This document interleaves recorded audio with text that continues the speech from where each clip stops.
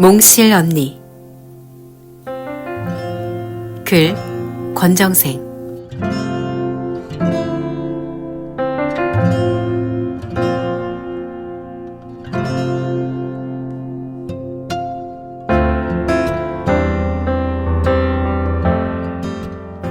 일본이 전쟁으로 망하고 나서 우리는 해방을 맞이했다. 35년 동안의 서름을 한꺼번에 씻은 듯이, 벗어 던진 듯이 모두가 들뜬 기분으로 얼마 동안 시끄러운 세상을 살아야 했다.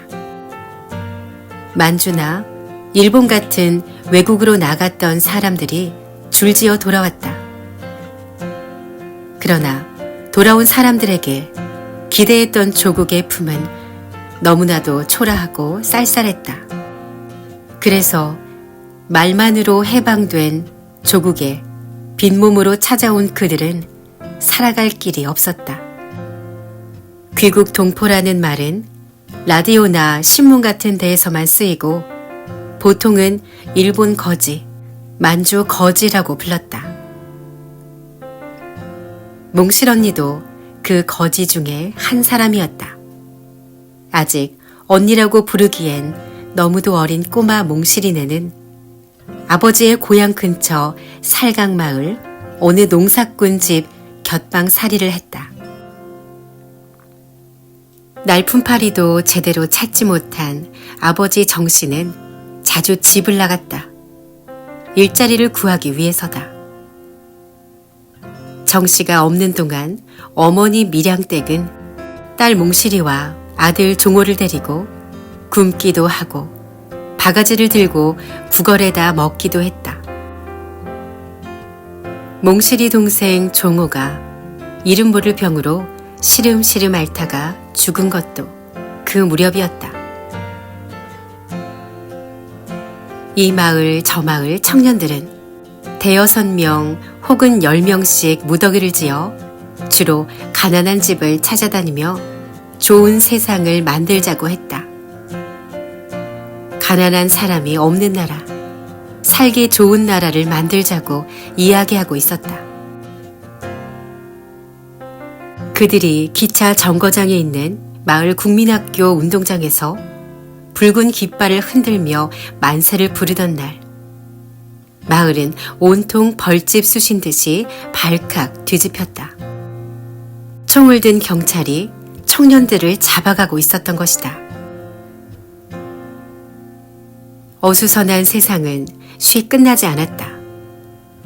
그런 어려운 때에 가엾은 몽실이에게도 슬픈 운명이 기다리고 있었다. 해방이 되고 나서 꼭 1년 반 만인 1947년 봄이었다.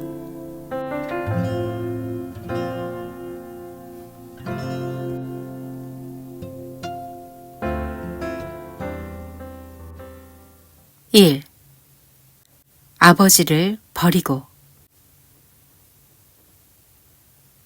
몽실아, 어서 가자. 방문을 꼭꼭 닫아 걸고 나서 밀양댁은 몽실을 재촉했다. 엄마, 어디가? 아무데 가면 왜? 인제 가면 안 와?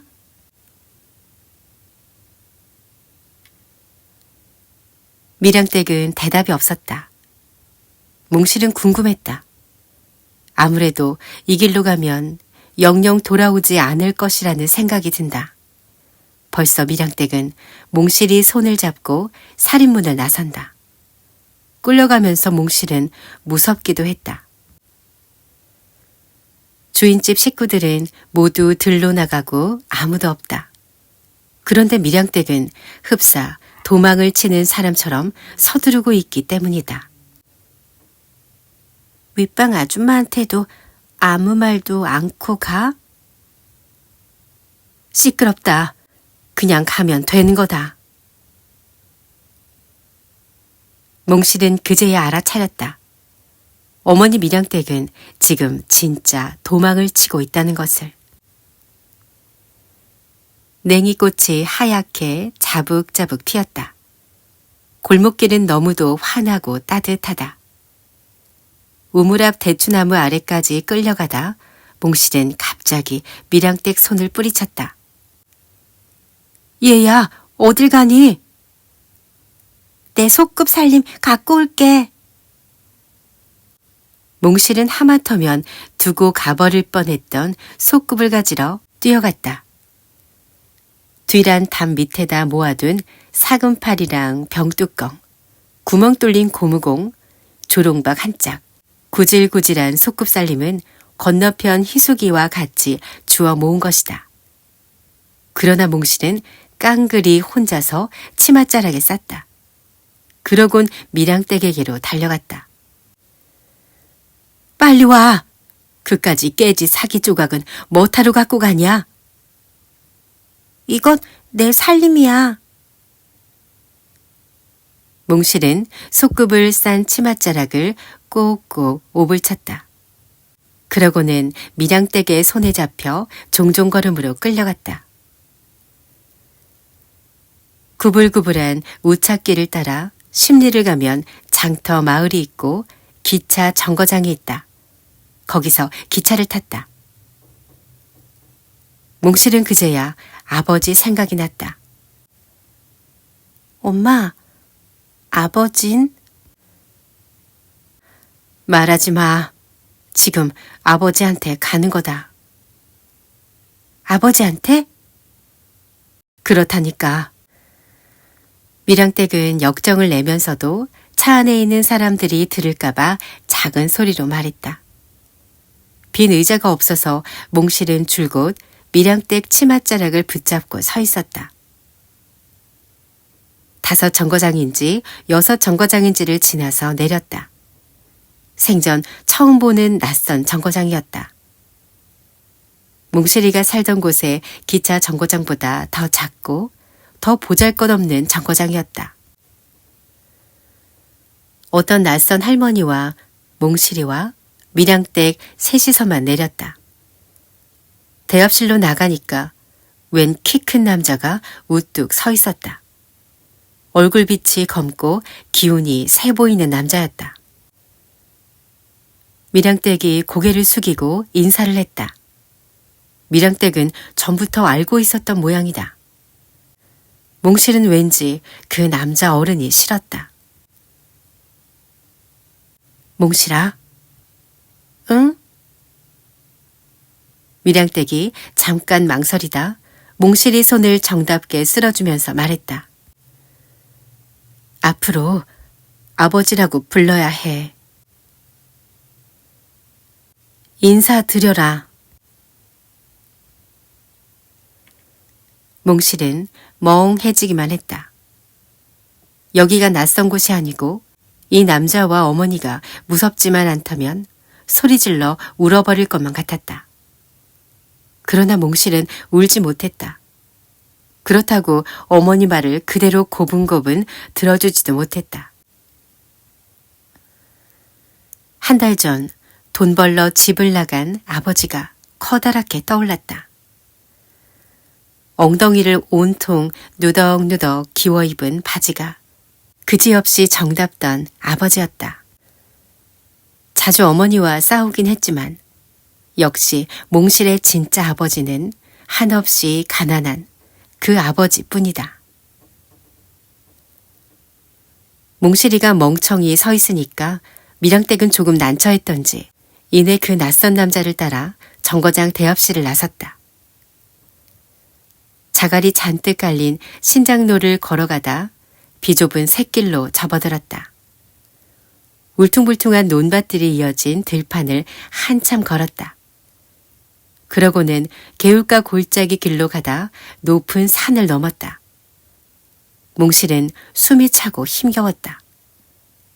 집에서 가지고 온 소꿉살림은 어느 틈에 하나 둘 모두 빠져나갔는지 없어져 버렸다. 고갯 마루턱에 올라가서 셋은 앉아 쉬었다. 몽실은 자꾸만 울고 싶어졌다. 이렇게 먼 길을 걸어서 어디로 가는 것인지 궁금했다. 왜 어머니는 도망쳐 나와 낯선 남자를 따라가는 것인지 얄밉기도 했다. 다리가 아프고 배가 고팠다. 산기슭을 둘러봤다. 그러나 진달래꽃은 벌써 져버린 지 오래다. 엄마, 배고파. 몽실은 눈물까지 글썽거리며 말했다. 미량댁도 몽실이가 애처로웠는지 가까이 가서 껴안았다. 조금만 더 참자. 이제부턴 절대 배 안 고프게 해줄게. 우리 어디로 가는 거야? 새아버지네 집에. 돈 벌러 간 아버지는 어쩌고. 그 아버진 이제 안 온다. 왜 안 와? 먼데 가버렸으니까. 몽실은 입을 다물었다. 한 달 전에 싸움을 하고 집을 나간 아버진 이젠 몽실이 아버지가 아닌 것일까? 정말 돌아오지 않는 것일까? 아버진 분명히 몽실한테 말했었다. 거칠고 마른 손으로 몽실이를 껴안고 등을 쓰다듬으면서 얘기했었다. 몽실아, 아버지 먼 데 가서 돈 벌어올게. 그래서 쌀도 많이 사고 몽실이 고가옷도 사자. 응? 아버지, 얼른 돈 벌어 갖고 와야 해. 돈 많이 벌어 갖고 와야 해. 그날 아침 아버진 산나물 죽을 2그릇이나 먹고 찢어진 고무신을 새끼 끈앞으로 단단히 동여매고 집을 나섰다. 돈 많이 벌어가지고 돌아온다고 거듭거듭 말하면서 떠났던 것이다. 그 아버지가 이젠 돌아오지 않는다고 어머니는 말하고 있다. 그래서 새아버지를 얻어 가서 살게 된 것이라는 뜻을 몽실에게 알려주고 있는 것이다. 그러나 몽실은 어머니 말이 거짓말이라고 생각했다.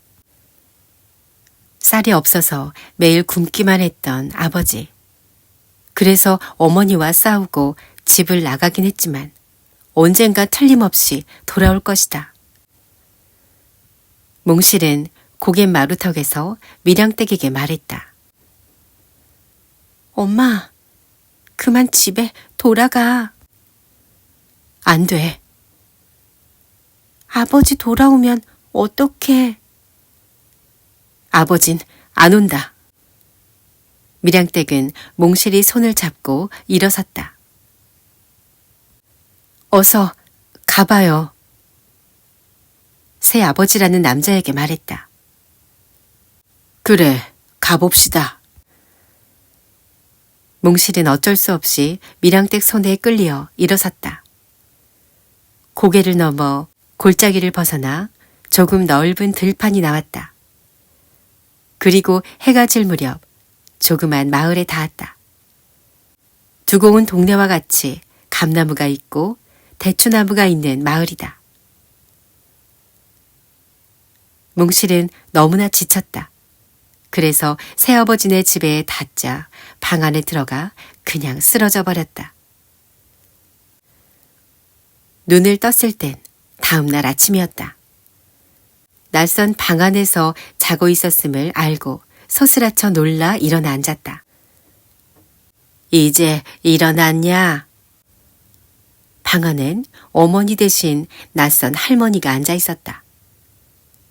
오른쪽 눈 위엔 오징어 다리에 붙은 멍울 같은 사마귀가 있고 쪼글쪼글 주름 투성이 할머니였다. 몽실은 방 안을 둘러보면서 찔끔거리기 시작했다. 울지 마라. 엄마 올 거다. 할머니는 무척 마음씨가 좋은 것 같았다. 몽실의 손을 꼭 잡고 글썽거리는 눈물을 소매 끝으로 닦아준다. 그러면서 밖을 향해 소리쳤다. 애미, 거기 있냐? 누군가 달려오는 소리가 났다. 그리고 방문이 열리고 미량댁이 들어왔다. 몽실아. 엄마, 몽실은 반가움에 그만 밀양댁 품에 안겨 울었다. 됐어. 그만 울고 밥 먹자. 배고프지? 저녁도 안 먹고 여태 자버렸으니까. 몽실은 2번, 3번 밀양댁의 손을 쥐어보고 얼굴을 쳐다보면서 틀림없다는 것을 알고 안심을 했다. 밀양댁이 밥을 가지고 왔다. 어쩌면 놀랍게도 하얀 쌀밥에 생선 반찬까지 있지 않은가. 몽실은 그러나 밥이 잘 먹히지 않았다. 아직도 서먹서먹하기만 한 낯선 집에서 불안과 두려움이 가시지 않았기 때문이다. 조금만 먹고 숟갈을 놓으니까 밀양댁이 눈을 깜빡깜빡했다. 많이 먹으라는 눈짓이다. 그러나 몽실은 고개를 저었다. 밀양댁은 몹시 안타까운 듯이 나머지 밥그릇을 가지고 나갔다. 몽실이가 밀양댁 뒤를 따라가려니까 할머니가 붙잡았다. 여기 앉아라. 몽실은 엉거주춤 할머니 앞에 앉았다. 나이가 몇 살이냐? 몽실은 잠깐 망설이다 대답했다. 7살. 7살인데 이렇게 키도 크고 말도 잘하냐? 이제부터 여기서 나하고 사는 거다. 내가 몽실이 할미다. 알았니? 몽실은 가만히 고개만 끄덕였다. 그럼 나가서 놀아라. 몽실은 밖으로 나갔다. 마당이 훤히 넓은 집이었다. 그러나 쓸쓸하고 외로운 집이었다. 몽실아, 세수하자. 밀양댁이 우물가로 몽실을 데리고 갔다. 두레박으로 물을 길어 웅배기에 부었다. 몽실은 세수를 했다. 밀양댁은 행주치마로 얼굴을 훔쳐줬다. 몽실은 집 둘레를 한 바퀴 둘러보고 나서 어머니에게 조용히 물었다. 엄마, 아버지한테 정말 돌아가지 않아? 밀양댁은 낯빛을 무섭게 했다. 아버지는 먼데 가버리고 안 온다고 했잖니. 이제 아버진 몽실이 아버지가 아니고 여기 새아버지가 정말 아버지다. 알았니? 몽실은 목에서 꺽꺽 막히는 덩어리를 삼키고 나서 고개를 떨구었다. 몽실은 이렇게 해서 그때부터 2 사람의 아버지를 갖게 되었다. 가난한 진짜 아버지를 버리고 조금 부자인 새 아버지를 진짜 아버지처럼 생각하면서 살아야 했다. 덤으로 할머니도 생기고 남의 집 아랫방을 빌려 살던 것도 버리고 커다란 집에서 살게 된 것이다. 새 아버지는 성이 김씨였다. 마을 사람들은 김씨를 김주사라 불렀다. 김주사는 원래 부인이 있었지만 병으로 죽고 호라비로 살다 이렇게 몽실이 어머니에게 새로 장가를 든 것이다. 이 산골 마을 이름은 뎃골이라 했다. 뒷산 골짜기로 보리둑 나무가 무성하여 달밤엔 은빛 잎사귀가 아름다웠다. 뎃골 아주머니들이 몽실이에게 물었다. 네 이름이 뭐냐? 정몽실이에요. 정몽실이? 마을 아주머니들은 뜻있는 웃음을 웃으며 고개를 끄덕였다. 그날 밀양댁은 조용한 곳에서 몽실에게 가르쳤다. 누가 묻거든 이제부턴 김몽실이라 대답해야 한다. 왜 엄마? 정씨 아버진 이제 참 아버지가 아니라고 했잖니. 내 성도 이젠 김가야? 그래, 김가다. 몽실은 정이라는 성을 버리고 김이라는 성을 가지게 되었다. 김몽실. 아무래도 서툴고 이상했다. 그러나 날이 가면서 몽실은 대골마을에 익숙해져 버려 두고 온 옛날 집은 차츰 잊어갔다. 진짜 아버지라고 고집을 부리던 정씨 아버지도 잊어버리고 굶는 날이 많고 산나물 죽으로 목숨을 이어오던 가난도 머릿속에서 사라져갔다. 1년이 지나자 몽실은 행복해졌다. 이젠 몽실은 완전히 대골 김주산의 딸이 되었다.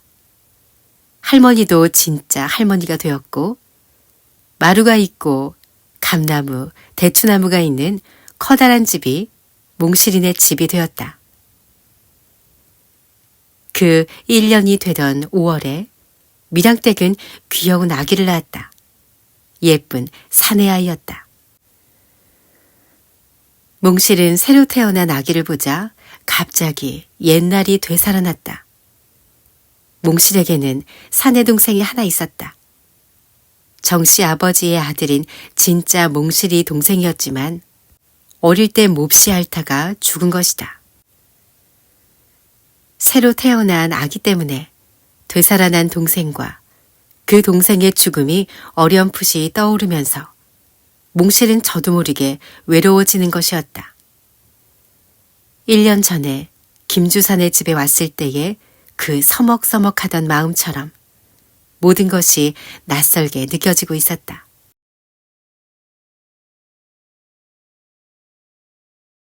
2. 다리병신. 새로 태어난 아기 이름은 영득이라 불렀다. 김주사가 지은 것이다. 영득이는 온 집안의 귀염둥이였다. 특히 할머니는 영득이가 조금만 울어도 밀양댁을 꾸짖었다. 그렇게 영득이를 귀여워하자니 자연히 몽실은 옆으로 밀려났다. 그냥 밀려난 것이 아니라 몽실은 벌써 이 김주산의 집에서 귀찮은 자식이 되고 있었다. 할머니는 몽실이에게 수다스러우리만큼 심부름을 시켰다. 몽실아, 애기 귀저귀 빨아오너라. 몽실은 기저귀를 빨았다. 설거지해라. 마루를 훔쳐라. 방을 쓸어라. 이제 8살인 몽실은 시키는 것을 싫다고도 할 수 없었다. 밥을 먹는 자리에서도 심부름은 몽실이가 모두 해야 했다. 몽실아, 물 떠오너라. 할머니가 명령처럼 말했다. 몽실은 얼른 먹던 숟갈을 놓고 일어나려고 했다. 밥 먹어라. 내 가서 떠올게. 밀양댁은 몽실을 앉히며 일어서려고 했다. 애미는 영득이 봐야지. 몽실이 갔다 오너라. 할머니가 다시 한번 말했다. 일어서려던 밀양댁이 주저앉고 몽실이가 나갔다. 물을 한 대접 떠와선 먹던 밥을 먹으려고 자리에 앉았다. 무얼 그토록 꼼짝거리냐? 얼른 먹고 밥상 치워야지. 몽실은 얼른 먹으려고 숟가락을 빨리 놀렸다. 그릇 긁는 소리가 조금 시끄러웠다. 왜 이렇게 야단스럽냐? 계집애가 얌전하지 않고. 몽실은 숟가락을 조심조심 움직였다. 몽실은 할머니 눈치를 보면서 밥상을 치웠다. 할머니는 하루 종일 몽실이를 몰아붙였다. 새아버지 김주사도 말씨가 거칠어졌다. 몽실은 점점 무섭고 고달파졌다. 조금만 놀고 있는 김이가 보이면 김주사는 호통을 치는 것이었다. 밥 먹고 할 짓이 없으니까 놀기만 하느냐? 몽실은 할머니와 김씨 아버지 곁에서 밥을 먹는 것이 무서워졌다. 혼자서 부엌 구석에서 몰래 훔쳐먹듯이 했다. 김씨 아버지와 밀양댁이 싸움을 했다. 고개 넘어 장터마을에 장이 서는 날이었다. 조금 늦게 장에서 돌아온 김씨 아버지는 술에 취해 있었다. 그날 밤 몽실은 할머니 방에서 잠이 들었다. 누구의 고함 소리에 눈을 떴다. 건넌방에서 김씨와 밀양댁이 싸우고 있었다. 그땐 몽실이를 친딸처럼 키워준다고 했잖아요. 밀양댁이 김씨에게 말하는 소리가 났다. 몽실은 정신이 번쩍 나서 잔뜩 귀를 기울였다. 누가 구박이라도 했소? 밥 먹여주고 옷 입혀주고 따뜻하게 재워주는데 무엇이 불만이오? 김씨는 능청스레 소리치며 말했다. 너무하셔요. 그 애는 아직 8살밖에 되지 않아요. 그런데 하루 종일 쉴 틈 없이 이것 해라 저것 해라 시키고 있잖아요. 어디 미워서 시키는 거요? 바쁘니까 할 수 없는 거지. 아무리 바쁘다지만 너무 하잖아요. 좋소. 그렇게 싫으면 당장 내일이라도 데리고 가시오. 끝내 밀양댁은 참지 못해 울어버리고 김씨가 밀양댁을 때리는 소리가 났다. 몽실은 이불을 가리고 훌쩍훌쩍 울었다. 크게 실컷 울고 싶어도 할머니가 무서워 소리를 죽여 우는 것이었다. 이렇게 시작된 싸움은 점점 잦아졌다. 그의 가을, 추수가 끝나고 찬바람이 몰아치는 겨울이었다. 몽실이 냇물에서 영대기의 기저귀를 빨아 옹배기에 담아 이고 오는데 골목길 모퉁이에 밀양댁이 새파랗게 질린 채 서 있었다. 몽실을 보자 무작정 손목을 끌고 모퉁이 집 정식인의 뒤란으로 들어가는 것이었다.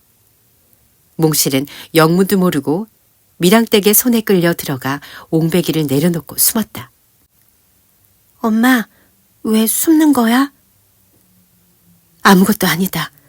가만히 있어라. 몽실은 밀양댁 치맛자락을 잡고 오들오들 떨면서 숨을 죽이고 있었다. 시간이 흘렀다. 1시간이 지나고 2시간이 지났다. 발이 시려서 동동 뛰었다.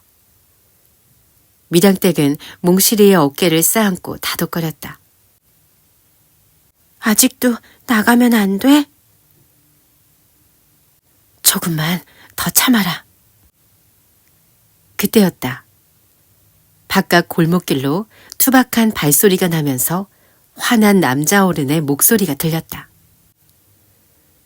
오늘은 그냥 가지만 이 다음에 와서는 연놈의 주리를 틀어놓을 테다. 몽실은 온몸의 피가 거꾸로 서는 듯 했다. 어디서 많이 들어본 남자의 음성이었기 때문이다. 어머니와 싸움을 할 때. 아, 그렇다. 귀가 아프도록 들어온 친아버지 정씨의 음성이었다. 몽실은 밀양댁을 쳐다봤다. 어쩌면 몽실은 1년 반이나 헤어져 있었던 정씨의 음성만 듣고도 아버지를 기억해내었는지 정말 만만찮은 아이였다. 엄마, 몽실의 입을 때렸는데 밀양댁이 손으로 그 입을 막았다. 가만히 있어. 가만. 정씨의 음성이 이내 들리지 않고 발소리도 나지 않았다. 몽실은 정씨의 음성이 두려우면서도 한편으론 그 음성을 놓치고 싶지 않았다.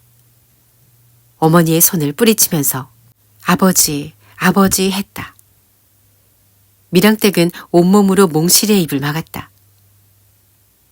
몽실아, 그러면 안 된다. 안 돼. 밀양댁은 속삭이듯 애원했다. 몽실은 고통스럽게 참고 있었다. 이윽고 얼마의 시간이 흐르고 나자 밀양댁은 몽실을 풀어놓았다. 몽실은 빨래 옹배기를 들고 조용히 정식이네 뒤란에서 나왔다. 몽실은 한 길에 나와 멀리 고갯길 쪽으로 내다봤다. 그러나 거기엔 아무도 없었다. 매운 바람만 휘몰아치고 정씨 아버지의 그림자도 보이지 않았다. 몽실아, 뭘 보는 거야? 얼른 집에 돌아가자. 몽실은 밀양댁을 따라 힘없이 걸었다. 집으로 가니 이번엔 김씨 아버지가 화가 잔뜩 난 채 영득이를 등에 꼭꼭 싸업고 있었다. 밀양댁은 아직도 얼굴빛이 하얀 채 김씨가 업고 있는 영득이를 받으려 했다. 영득아, 전 먹자. 그런데 뜻밖에도 김씨는 영득이를 놓아주지 않았다. 영득이를 감추듯이 몸을 빼고 밀양댁 앞을 가로막아섰다. 필요 없으니까 몽실이 데리고 당신 남편 따라가시오. 밀양댁은 놀라지 않을 수 없었다. 여보, 왜 그런 말씀을 하셔요? 영득이 배고픈데 젖을 먹여야 해요.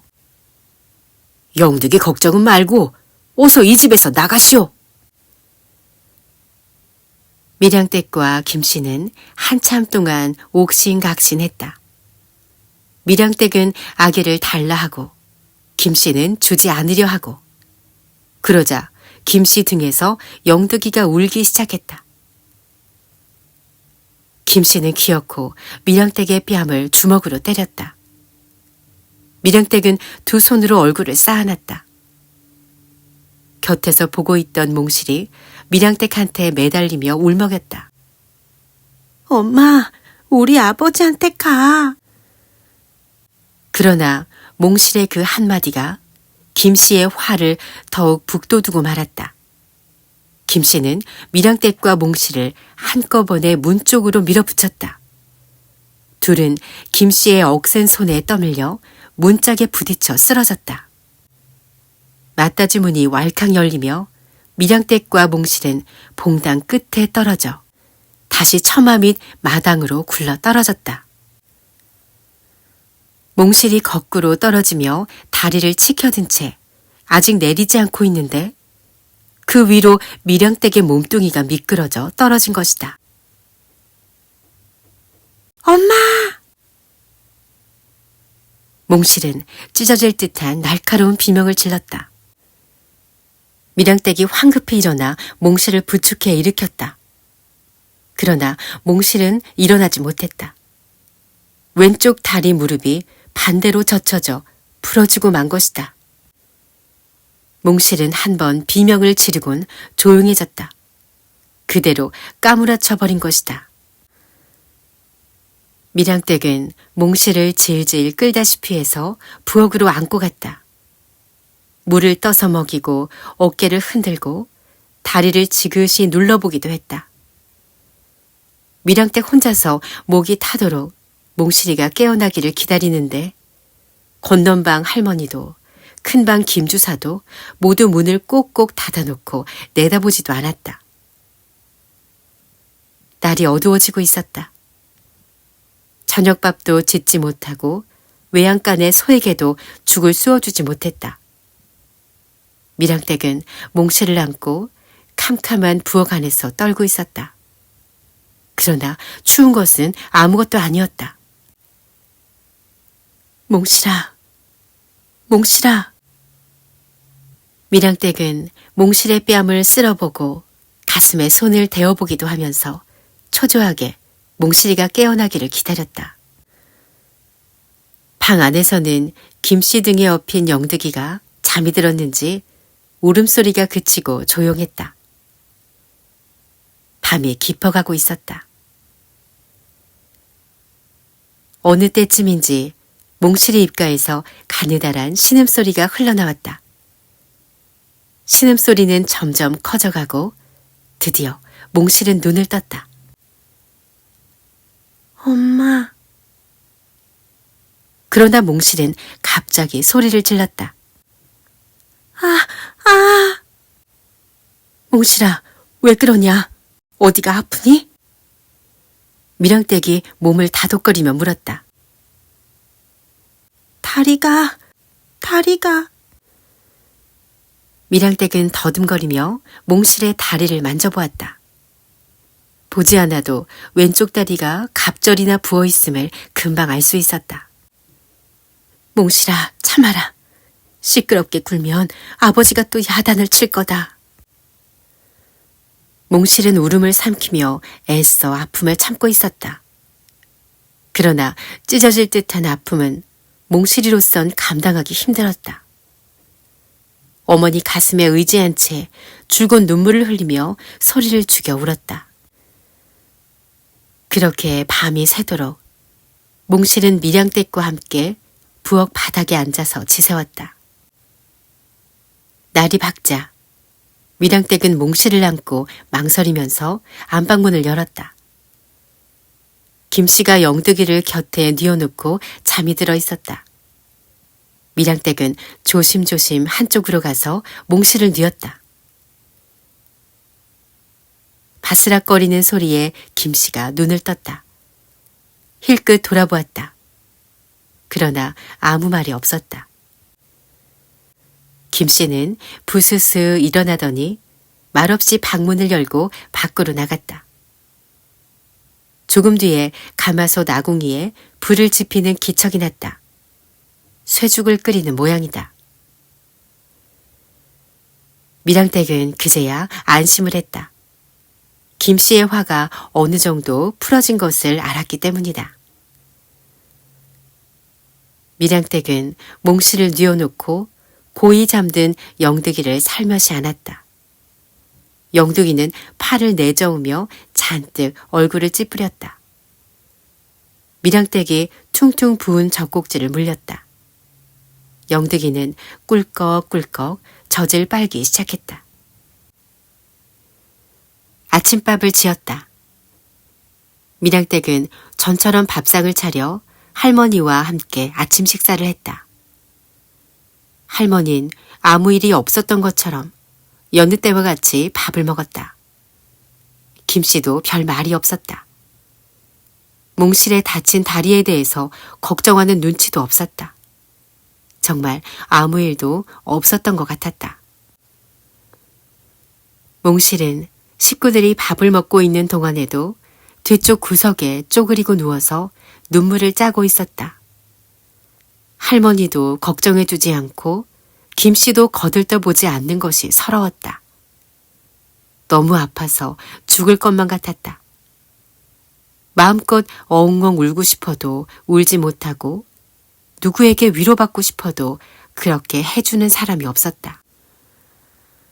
어머니 밀양댁은 김씨 눈치 보랴, 할머니 눈치 보랴 겁만 내고 있었다. 몽실은 생각했다. 차라리 죽었으면 좋겠다고.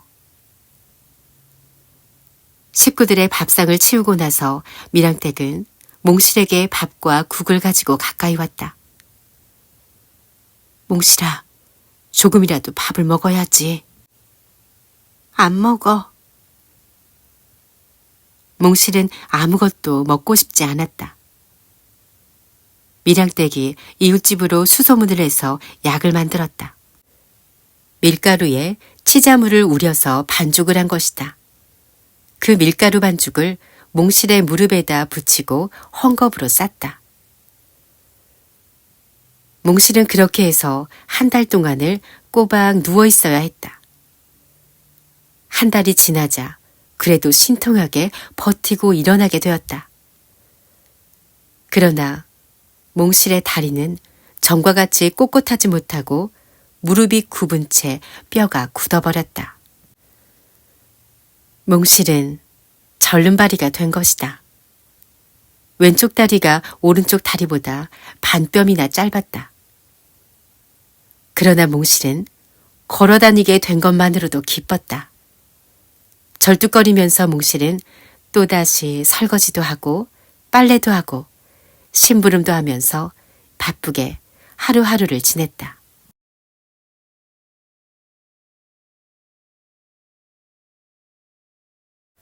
3. 어머니와도 헤어지고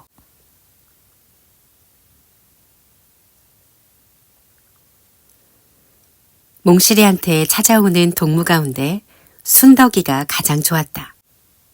순덕이는 배나무집 할머니 손녀였다. 조그만 오두막에서 할머니와 단둘이서 살고 있는 순덕인 조금 개구장이었지만 마음씨가 착했다. 순덕이는 빨랫감을 담은 옹배기를 이고 와서 부른다. 몽실아, 몽실아. 왜? 빨래 안 가니? 그래, 같이 가자. 몽실은 순덕이와 함께 빨래 가는 날이 즐겁다. 맑은 개울물에 기저귀랑 저고리랑 담가놓고 방망이로 토닥토닥 두들겨 빤다. 몽실이와 순덕은 딴 아이들보다 빨래도 잘한다. 몽실이 나보다 빨래를 잘하는구나. 기저귀를 헹구어 비틀어 짜는 몽실이 빨래 솜씨를 보고 순덕이가 말했다. 아니야, 순덕이가 나보다 잘 빠는걸? 개울물은 아직 손이 시렸지만 건너편 들판 저쪽은 아지랑이가 아른거린다. 빨래를 꼭꼭 짜서 옹배기에 담아놓고 몽실은 그냥 앉아 멀리 들판을 바라보았다. 뎃골이 와서 벌써 2해가 되어간다. 몽실은 갑자기 먼 고갯길 쪽으로 눈을 준 채 생각에 잠겨버렸다. 고개를 넘어 자꾸 가다가 기차를 타면 아버지한테 갈 수 있을까? 지난 겨울 어머니를 찾아왔다가 그냥 돌아간 정씨 아버지를 생각했다. 함께 살고 있을 때보다 더 초라한 모습을 한 아버지였다. 그 일 때문에 화난 김씨 아버진 몽실을 떠밀어 다리병실을 만들어 놓았다. 몽실아, 그만 돌아가자. 순덕이 빨래 옹배기를 챙겼다. 좀 앉아 놀다 가자. 꾸중 들으면 어쩌겠니? 아주 조금만 놀다 가면 괜찮아.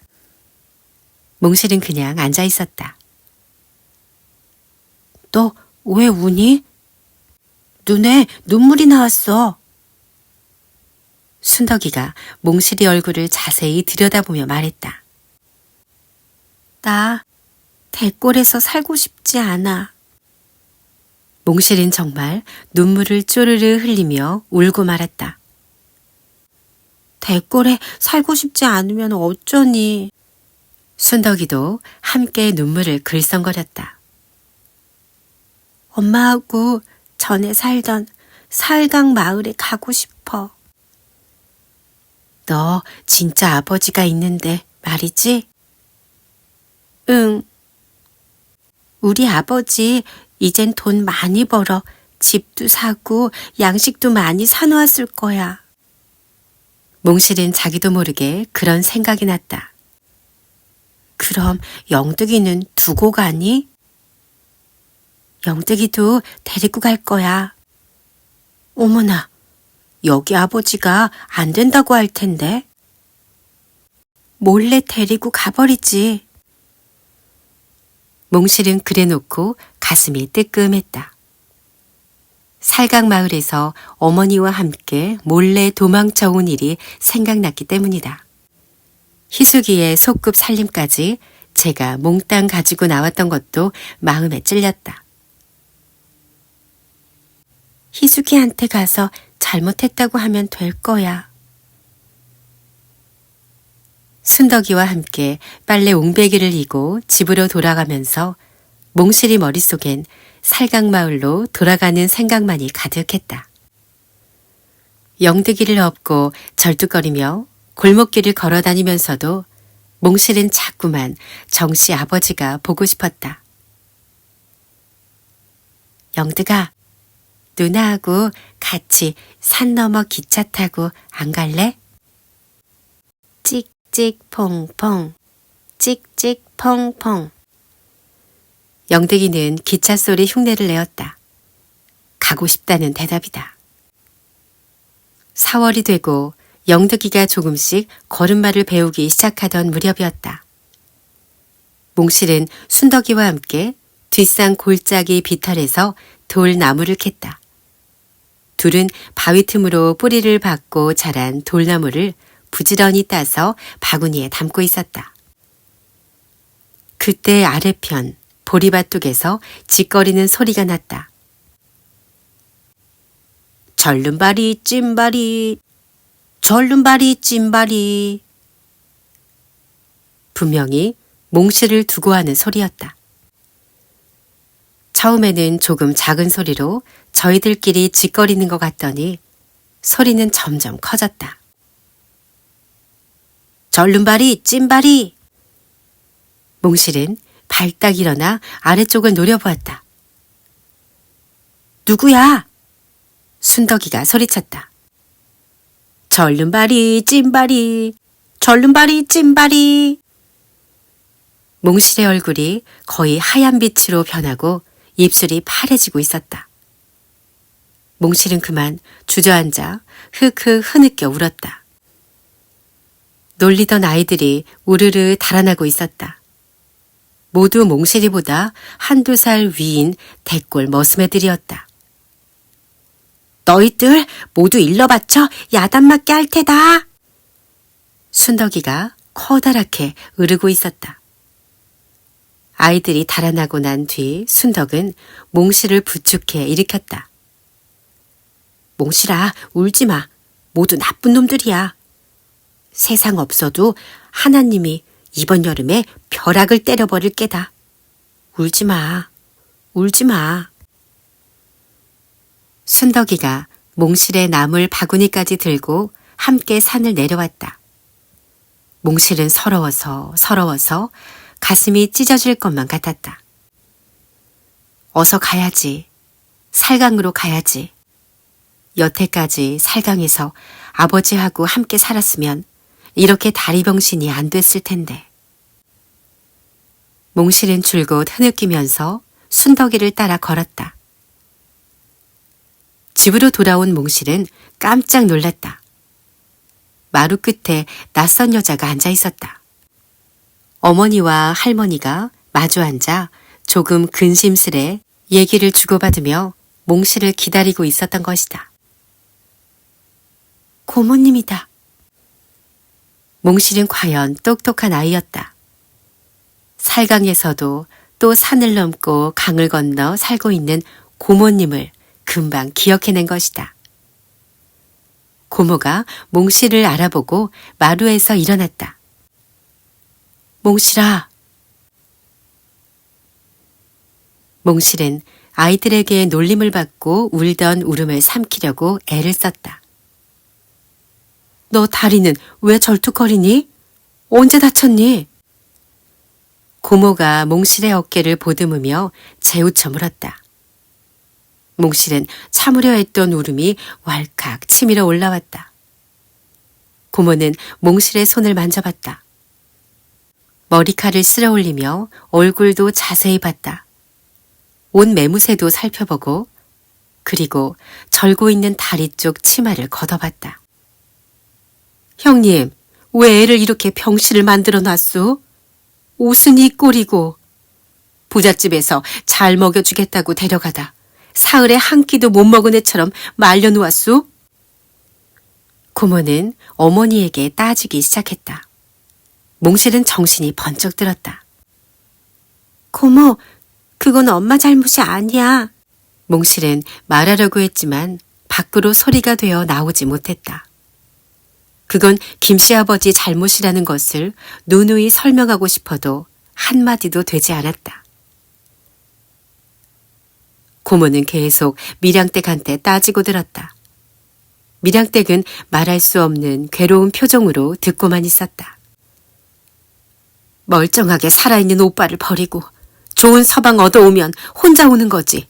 왜 죄 없는 딸을 데려다 이런 꼴을 만들어 놓은 거예요?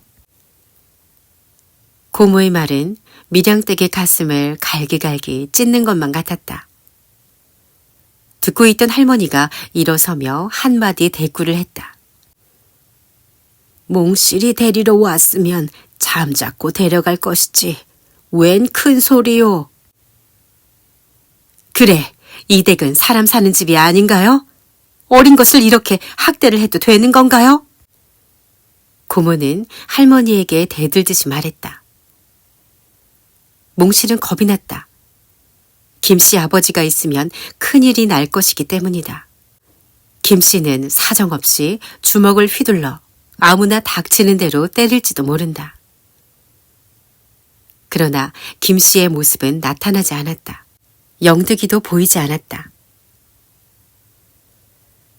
한참 동안 큰 소리로 따지던 고모는 가쁜 숨을 가라앉혔다. 몽실아, 가자. 어딜 가? 집에 가야지. 너희 아버지한테 말이다. 엄마하고 같이 가는 거야? 이 바보야. 엄마는 이런 좋은 집에 시집 왔는데 무엇하러 너희 아버지한테 가니? 엄마 안 가면 나도 안 가. 뭐야? 이 어리석은 거사. 넌 이 집에 있으면 부엌대기밖에 더 안 된다. 어서 가자. 아버지가 기다리고 있다. 아버지가 기다려? 그래, 너희 진짜 아버지 말이다. 몽실은 거지 같은 가난한 아버지의 정을 온몸으로 느끼는 것만 같았다. 그러나 어머니와 헤어져 어떻게 혼자서 간단 말인가. 그리고 귀여운 동생 영득이를 두고 어떻게 가나. 그때 잠자코 있던 밀양댁이 몽실이 곁으로 다가왔다. 몽실아. 밀양댁은 몽실의 머리를 조용히 쓰다듬었다. 고모하고 같이 아버지한테 가거라. 엄마. 몽실은 왠지 눈물이 싹 가시어버렸다. 밀양댁의 얼굴을 찬찬히 쳐다보고 나서 아주 분명한 목소리로 말했다. 이 다음에 엄마한테 놀러와도 되지? 그래, 놀러와도 된다. 몽실은 고모를 돌아다보았다. 고모, 순덕이한테 잘 있어라 인사하고 올게. 순덕이가 누구니? 우리 동무야. 그럼 어서 갔다 오너라. 순덕이는 할머니와 함께 방금 캐온 돌나무를 다듬고 있었다. 몽실은 숨가쁘게 달려간 때문인지 얼른 입이 열리지 않았다. 몽실이 어째 왔냐?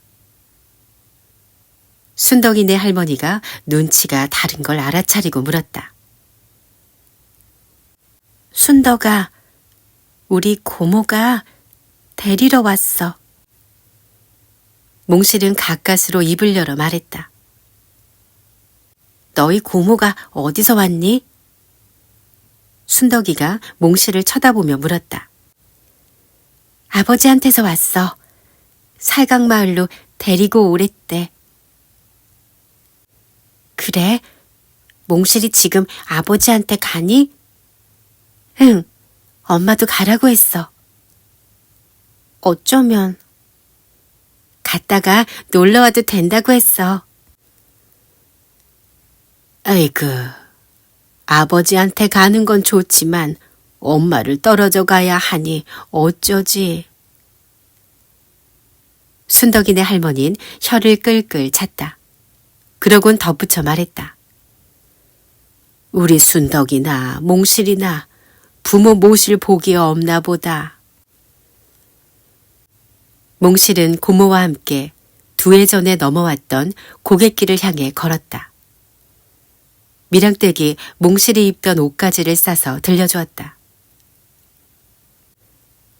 순덕아, 놀러 올게.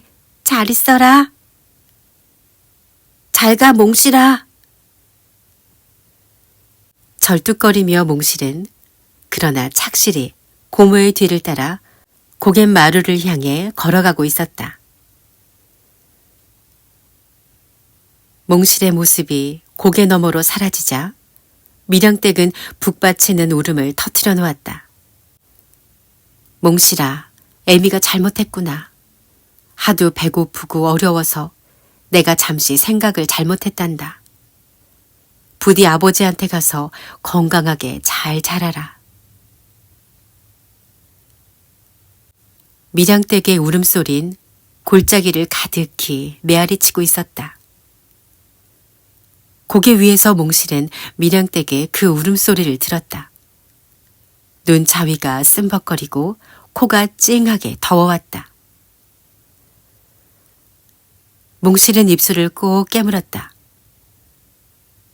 엄마 잘못이 아니야. 엄마 잘못이 아니야. 입속에서 수없이 뇌며 몽실은 걸었다. 작은 보따리를 보듬어 안고 절뚝절뚝 고모의 뒤를 따라 부지런히 걸었다.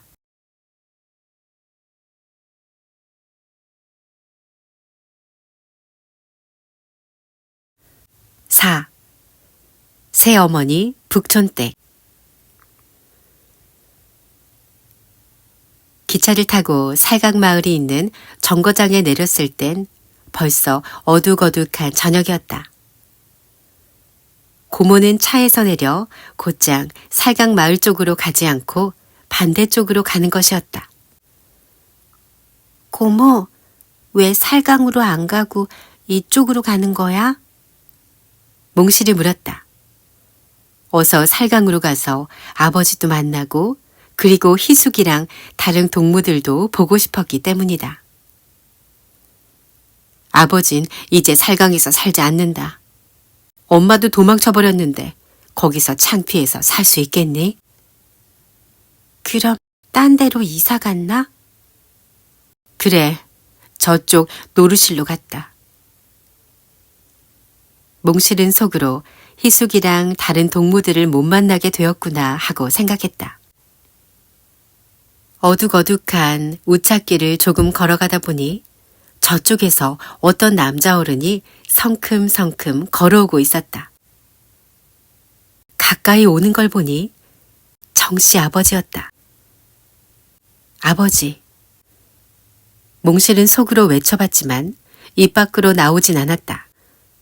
갑자기 가슴속에 싸늘한 바람이 스치더니 목줄기가 꼬장꼬장 굳어버렸다. 정씨가 다가와 몽실을 덥석 부다놨다. 정씨는 말없이 목에서 신음소리만 내었다. 몽실은 아버지가 울고 있다고 생각했다. 그러나 몽실은 아버지가 이전처럼 믿음직스럽지 않았다. 어둑한 땅거미 속에서 정씨는 약간 쑥스럽게 소매자락으로 눈물을 닦았다. 그러고는 역시 쑥스럽게 말했다. 몽실아, 엄마는 죽일 년이야. 그러니까 그런 나쁜 엄마는 싹 잊어버리고 우리 둘이서 살자. 아버지가 널 고생 안 시키고 먼 데도 안 가고 고함도 치지 않을게. 몽실은 아무 말도 안 했다.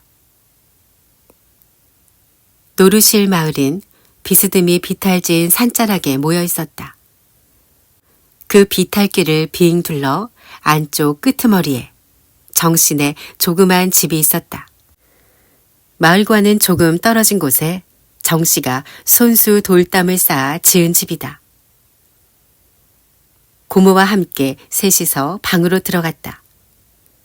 호롱불을 켜니까 어둡던 방이 환하게 밝아졌다. 바닥에는 갈대로 엮은 삿자리가 깔려있고 벽은 도토리 풀을 흙에 이겨 발랐을 뿐 외양간처럼 어설픈 방이었다. 저녁쌀이라도 있어요? 배고픈데. 고모가 정씨를 쳐다보며 물었다. 정씨는 윗목에 놓인 자루를 가리켰다. 저기 좁쌀 있다. 몽실이 윗목을 보니 베개만한 무명자루가 동그만히 놓여 있었다. 새까맣게 때가 찌든 자루였다. 고모가 바가지에 좁쌀을 담았다. 한 움큼 더 넣었다가 반 움큼 덜었다가 다시 조금 더 덜고는 부엌으로 가지고 나갔다. 솔가지에 불이 붙는 소리가 났다. 그릇이 달각거리고 달아오른 솥에 물방울이 떨어져 끓는 소리도 들렸다. 고모는 그렇게 빠른 시간 안에 밥을 지어가지고 왔다. 소금과 고춧가루만 넣고 버무린 미나리 생채를 한가운데 놓고 노란 조밥을 먹었다. 정씨는 사발에 담아주고 고모와 몽실은 바가지에 담아 함께 먹었다. 몽실은 밥을 먹고 나서 언제나처럼 밥상을 치우려고 일어섰다. 그때 몽실은 다친 왼쪽 다리를 비틀거렸다. 정씨가 그것을 눈여겨보고 있었다. 몽실이 아까 보니 다리를 절뚝거리는데 어디 다쳤니? 몽실은 챙겨든 빈 그릇들을 손에 든 채 멈칫 서 있었다. 몽실아, 아버지한테 다리 보여드려라. 그리고 왜 다쳤는지 들려드려라. 고모가 조금 냉랭하게 말했다.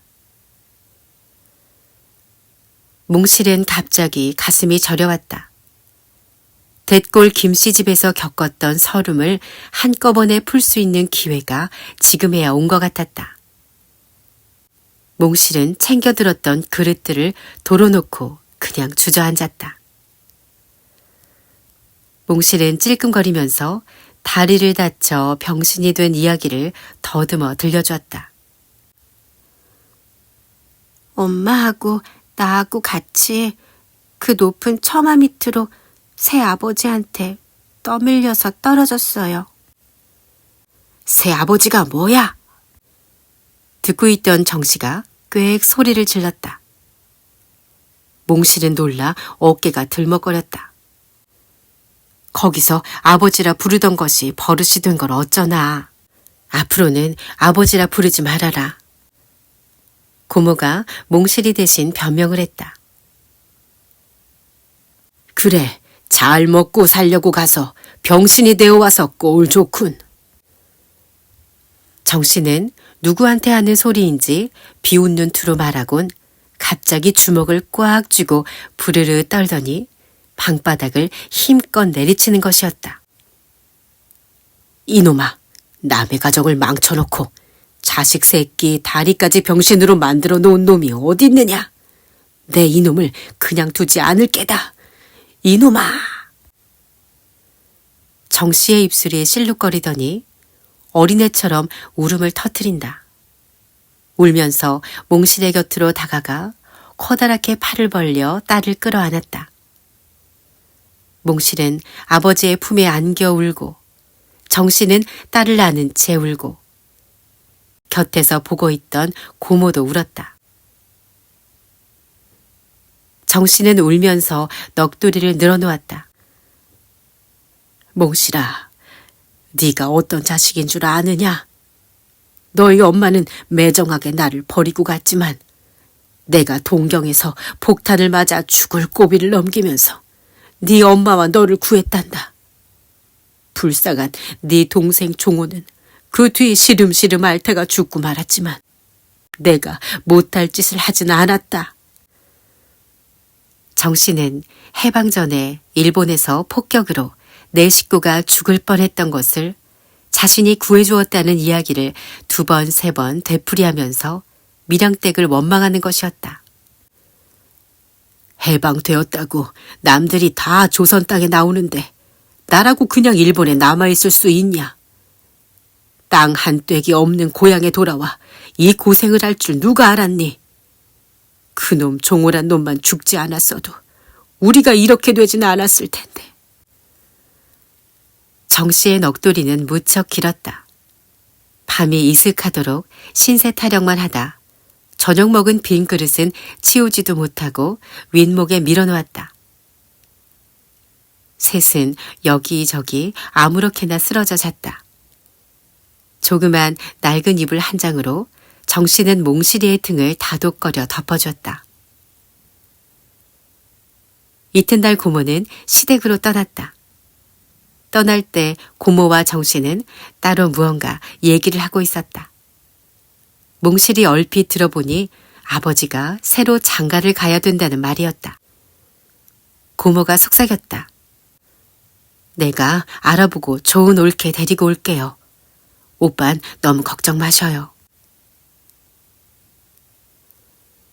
고모가 가고 난 뒤 몽실은 하루 종일 그 생각을 했다. 아버지가 새로 장가를 가면 몽실이한텐 새엄마가 생기는 것이다. 왠지 허전하고 쓸쓸했다. 대골 엄마가 떠올랐다. 엄마는 괜히 영득이네 집에 시집 갔어. 가난하더라도 아버지하고 엄마하고 함께 살았으면 좋았을 텐데. 정 씨는 건넌 마을 큰 기와집 머슴으로 일을 했기 때문에 날마다 새벽같이 나갔다 저녁 늦게야 돌아왔다. 몽실은 하루 종일 혼자서 지냈다. 다행히 노루실에도 몽실이 또래의 동무들이 많았다. 몽실은 쉽게 그 애들과 친하게 놀았다.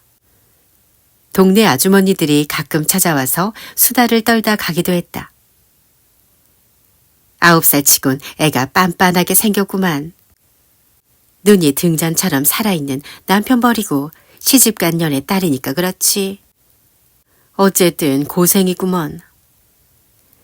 예비도 어서 여편네 하나 얻어야 할 텐데 머슴살이하는 형편이니 누가 오려고 하겠나. 몽실은 아주머니들을 향해 눈을 부릅떴다.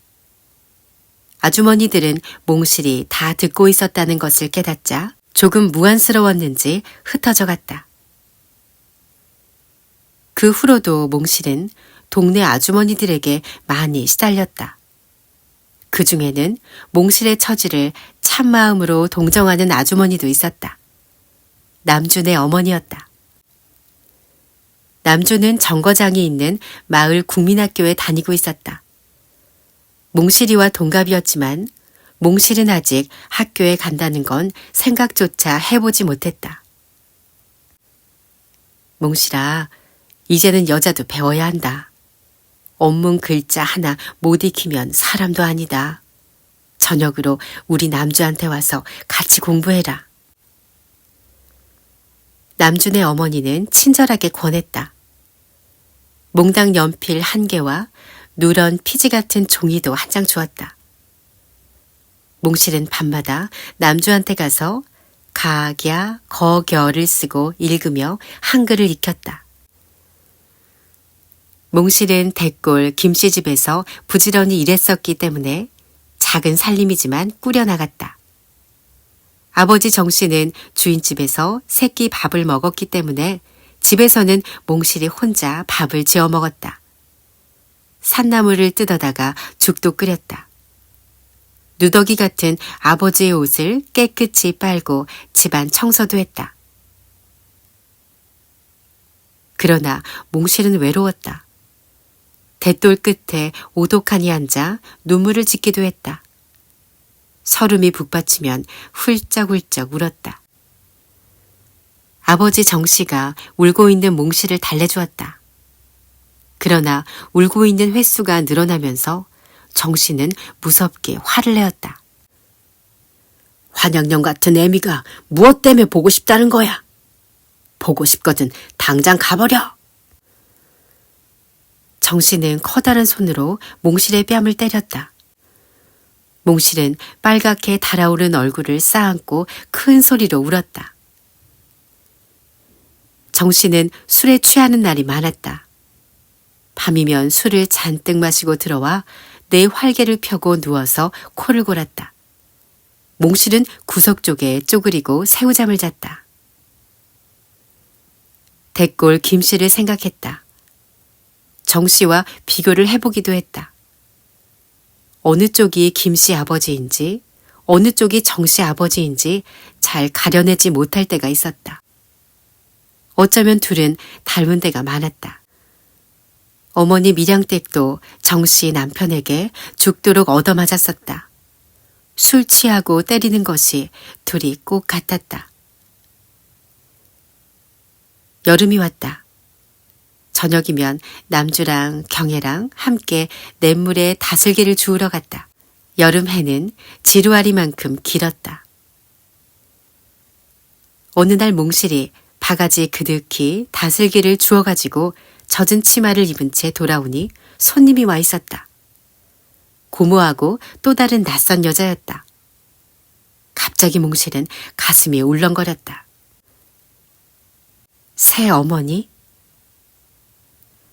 얼굴은 조금 예쁜 편이고 키가 커서 그런지 말라 보였다. 긴 모가지에 여자는 노란 삼배 적삼을 입고 있었다. 몽실의 예감대로 여자는 고모가 데리고 온 아버지의 새 아내가 될 사람이었다. 고모는 몽실의 눈치를 줄곧 살펴보다가 밤이 이슥해서 마당 구석 쪽으로 몽실을 데리고 가서 이야기를 했다. 몽실아, 저 아줌마 마음에 드니? 몽실은 잠자코 고개를 숙였다. 앞으로 살아봐야 알겠지만 내가 몽실이 생각해서 좋은 엄마 데려오려고 애를 썼단다. 이 아줌마는 몸이 약해서 흠이지만 마음씨는 좋은 아줌마야. 몽실이는 앞으로 어머니라고 불러야 하고 서로 의지하면서 살아라. 몽실은 역시 아무 말도 하지 못했다. 숙인 고개가 점점 아래로 처져 내리고 금방 눈물이 주르르 흘러내리고 말았다.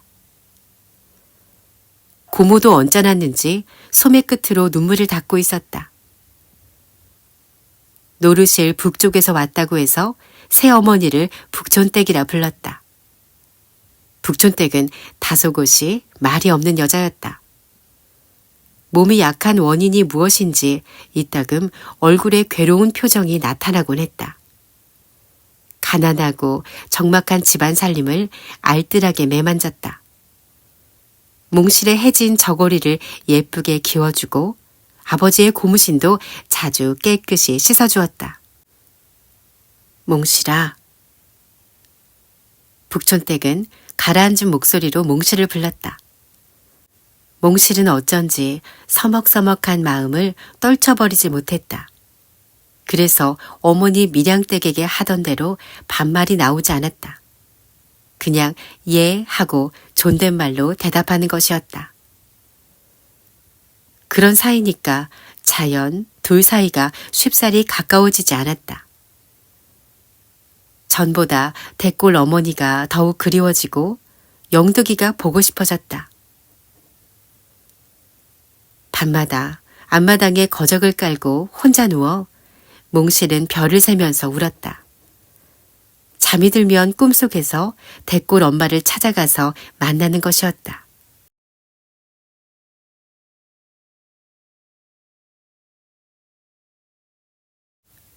5. 까치바위꼴 할아버지. 그해 가을, 추수가 끝난 노르실 마을에 밤을 타서 공비들이 산에서 내려왔다.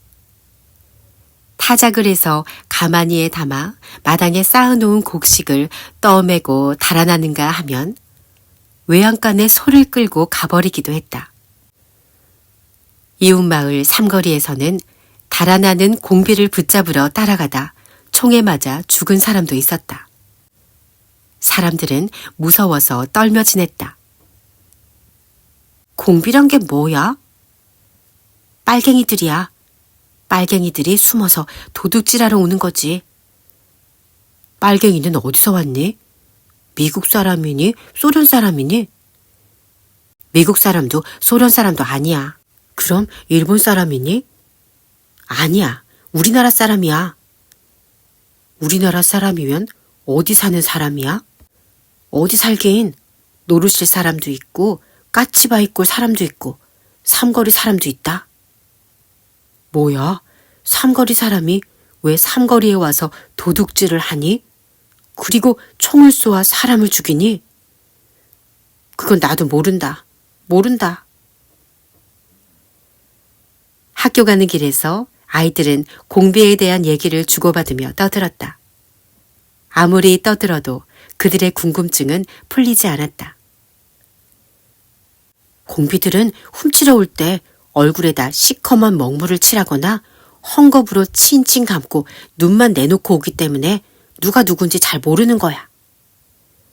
까치바위 꼴에선 앵두나무집 아들이 쌀가마니를 훔쳐 달아났는데 다음날 아침에 보니 쪽지 편지를 써놓고 갔더래.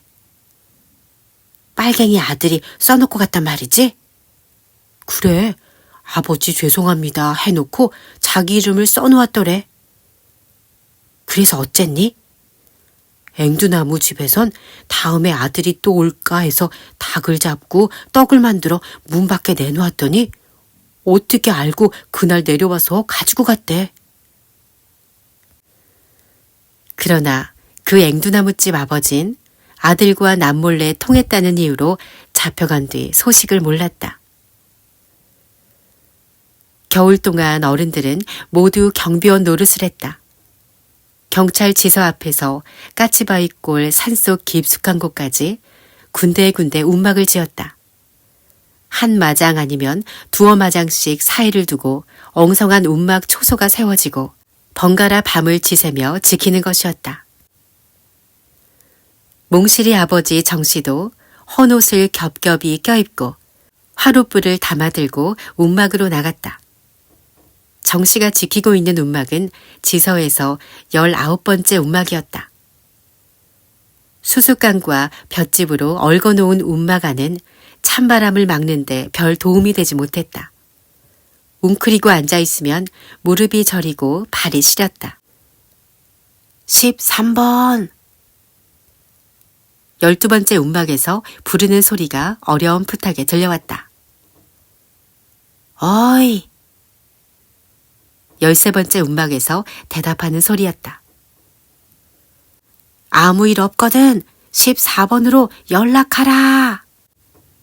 어이.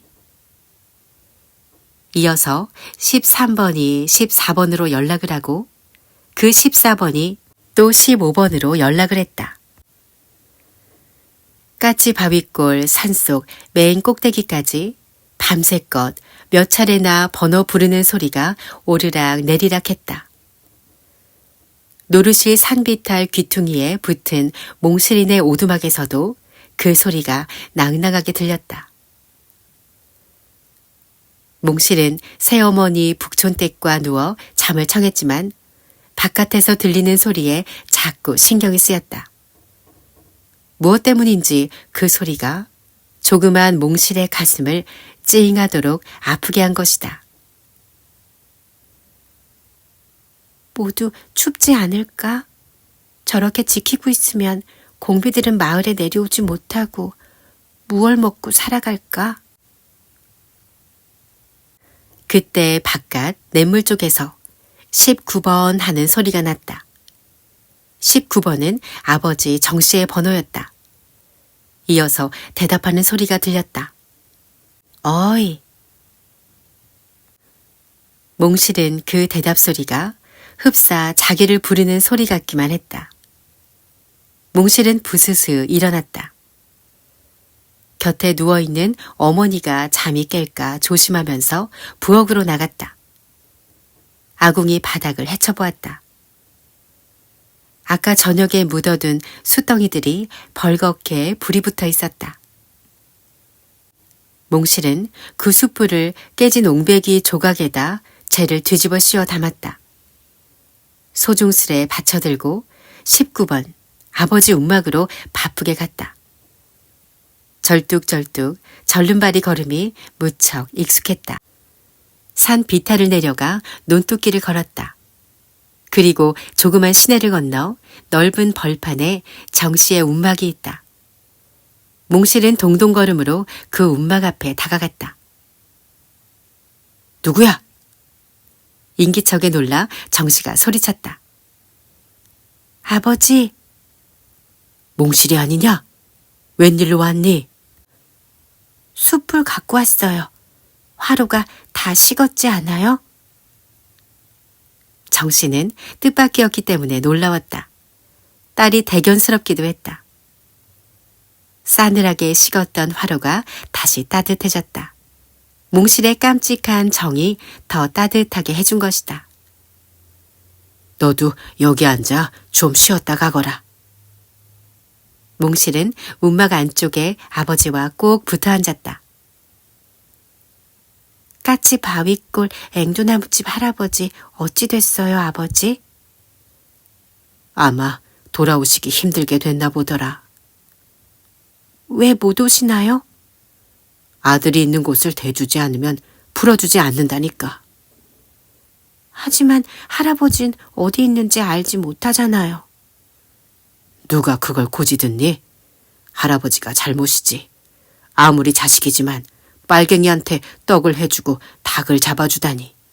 그건 100번 1000번 잘못한 거야. 아버지. 몽실이 정씨 얼굴을 쳐다봤다. 어두운 움막 속에서도 그걸 알 수 있었다. 그렇지 않아요. 빨갱이라도 아버지와 아들은 원수가 될 수 없어요. 나도 우리 아버지가 빨갱이가 되어 집을 나갔다면 역시 떡 해드리고 닭을 잡아드릴 거예요. 정씨는 입을 꾹 다물었다. 내 말이 맞죠? 정씨는 말없이 고개를 끄덕였다. 몽실은 집으로 돌아오면서 새까만 하늘의 별들을 쳐다봤다. 디딤돌 아래 신을 벗어놓고 방으로 들어가자 북촌댁이 반쯤 몸을 일으켰다. 몽실이 어디 갔댔니? 아버지한테. 아버지한테 뭐하러 밤중에 갔다 오니? 아무것도 아니에요. 그냥 자요. 몽실은 이불 귀퉁이를 들치고 들어가 누웠다. 그때 아득히 먼 데서 20번 하는 소리가 들렸다. 눈이 내리고 매운 바람이 불었다. 노르실에도 삼거리에도 설날이 다가왔다. 대목 장날 몽실은 북촌댁을 따라 장을 보러 갔다. 처음엔 설날이 온다고 해도 몽실은 별로 기쁘지도 않았다. 대골 어머니 곁이라면 얼마나 좋을까. 몽실은 그런 마음 때문에 오히려 외롭고 귀찮기만 했다.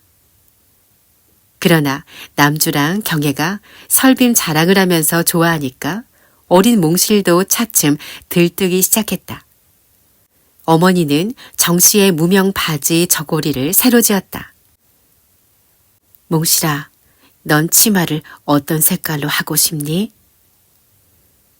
북촌댁은 몽실의 눈치를 보면서 물었다. 난 서로도 없어도 돼요. 몽실은 일부러 토라진 척 말했다. 남주랑 경애는 분홍치마 했더구나. 너도 분홍으로 할까? 몽실은 예 하고 대답하고 싶은 걸 가만히 있었다. 그럼 모레 장날 나하고 같이 가서 치맛감을 고르자꾸나. 북촌댁의 말에 몽실은 겨우 마음을 놓았다. 난 설옷 없어도 돼요 해놓고 정말 그 말대로 설옷을 안 해주면 어쩌나 하고 걱정을 했기 때문이다. 대목 장날이어서 장터는 몹시 붐볐다. 울긋불긋한 옷감을 펼쳐놓고 가게 주인들은 굉장히 재고 있었다. 몽실은 오랫동안 망설이다 결국 남주와 같은 인조견 분홍 치마와 노란 저고리를 택했다. 북촌댁은 밤이 늦도록 저고리를 만들었다. 솜씨가 무척 깔끔하고 자상했다. 대꿀 엄마보다 더 훌륭한 것 같구나. 몽실은 무척 놀랐다. 다 된 치마 저고리를 입어봤을 때 몽실은 새 어머니의 정이 새삼 가슴에 스며드는 듯 했다. 그러나 몽실은 그래도 도리지를 했다. 아무리 솜씨가 좋아도 아무리 자상하게 해줘도 대꼴 친어머니 같지가 않은 것이다. 무릎 아래까지 내려오는 분홍 치마를 입었지만 몽실은 역시 열적은 것 같았다. 구부러진 왼쪽 다리를 똑바로 버티고 설 수 없기 때문이다. 설날 아이들은 남준의 집에서 널을 뛰고 있었다. 몽실은 그냥 서서 보고만 있다 아이들이 권하는 바람에 한 번 올라섰다. 몽실아, 손 잡아줄까? 남주가 물었다. 몽실은 별로 위태로울 것 같지가 않았다. 괜찮을 거야. 경애하고 그렇게 마주 널을 뛰었다. 몇 번 쿵덕쿵덕 뛰었는데 왠지 몽실은 몸이 왼쪽으로 기우는 것만 같았다. 그래서 오른쪽으로 어깨를 기울여 자세를 똑바로 하려고 했다. 순간 몽실은 발을 헛디뎠다. 널 쪽이 왼쪽으로 삐끗하니 돌아가고 몽실은 땅바닥에 넘어졌다. 떼떼옷이 흙투성이가 되었다. 아이들이 깔깔 웃었지만 이내 조용해졌다. 남주가 얼른 부축해서 일으켰다. 경애도 귀돌이도 을순이도 옷을 털어주고 머리를 매만져줬다. 몽실은 눈물이 나오려는 것을 애써 참았다. 절름발이는 널 같은 걸 뛰지 말았어야 하는데. 갑자기 몽실은 우울해졌다. 새 어머니한테 미안했다. 널 뛰다가 넘어졌어요. 그래서 옷을 버렸어. 북촌댁은 꾸지람하지 않았다. 별로 버린 것 같지 않은데 넘어졌으면 다친 데는 없니? 다치진 않았어요. 그럼 됐지. 옷은 입으면 더러워지는 거니까. 북촌댁은 흙 묻은 저고리를 깨끗이 걸레로 닦아주었다. 몽실은 가만히 들여다보다 처음으로 북촌댁에게 왼쪽 다리를 다친 얘기를 했다. 그날 아버지가 엄마를 데리러 왔나 봐요. 엄마하고 나하고는 길가 쪽 정식이네 뒤란에 숨어 있었어요. 그렇지. 들키면 안 될 테니까. 새어머니도 그렇게 생각하셔요? 그럼 엄마가 그쪽에서 아기를 낳지 않았다면 혹시 아버지를 따라왔을지도 모르지. 그래요. 영득일 떼놓고 엄마는 아빠 따라 못 올 거예요. 무엇이든지 한번 잘못된 일은 자꾸자꾸 잘못되나 봐요. 내 다리 다친 것도 바로 아버지가 찾아오셨던 날이에요. 어쩌다가 다쳤니? 그쪽 아버지가 다치게 했니? 그랬어요. 김씨 아버지하고 엄마하고 싸웠어요. 내가 하도 무서워 울었더니 엄마하고 같이 밀어버렸어요. 김씨 아버지가 떠민 거예요. 그래서 봉당 밑으로 굴러 떨어져 다친 거예요. 몽실은 눈에 한 방 물기를 머금었다. 북촌댁이 몽실을 끌어다 안았다. 흡사 젖먹이 아기처럼 무릎에 올려놓고 왼쪽 다리를 부드럽게 쓰다듬는 것이었다. 아버지가 그날 찾아가지 않았더라면 몽실이 다리는 괜찮았을 텐데 아버지 때문이구나. 아버지가 오셨기 때문에 그토록 큰 싸움이 난 거예요. 그러나 아버지가 오지 않았어도 김씨 아버지와 엄마는 자꾸 싸웠어요. 그러니까 언젠가는 내가 다리를 다치게 됐을 거예요. 다리 다친 건 내 팔자예요. 몽실은 눈에 가득 괴한 눈물을 뺨으로 주르르 흘렸다.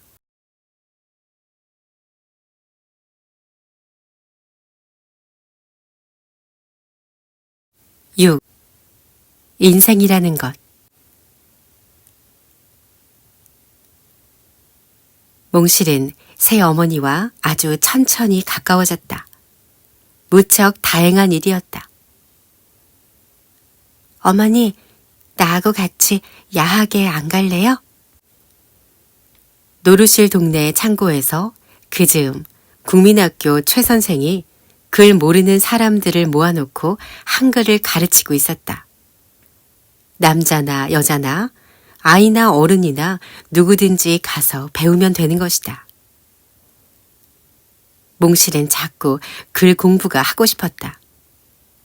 남조한테 배워서 제 이름자와 가야, 거겨는 익혔지만 아직 책을 보면 깜깜한 것이다. 나하고 같이 가요. 네? 어머니. 그래, 같이 가자꾸나. 북촌댁은 몽실의 손을 잡고 야학에 나갔다.